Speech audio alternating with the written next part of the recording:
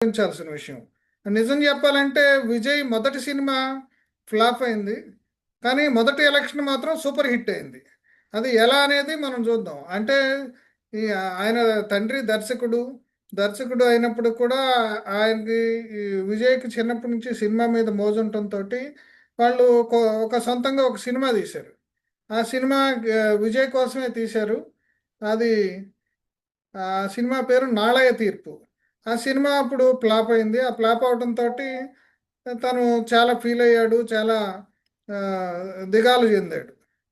అయితే ఆ తర్వాత ఆయన మరో చిత్రం అంటే ముఖ్యంగా కూడా ఆయన వేరే సినిమాలు కోసం అవకాశాల కోసం ప్రయత్నించినప్పుడు కూడా నీ హీరో వేషమా? అసలు నీ బండమోహన్‌కి వేషం ఇస్తారా? ఇట్లా చాలామంది హ్యూమిలేట్ చేశారు. ఆ హ్యూమిలేషన్స్ అన్నిట్లోంచి బయటకొచ్చి 1994లో 'రసికన్' చిత్రంతోటి ఆయన సూపర్ హిట్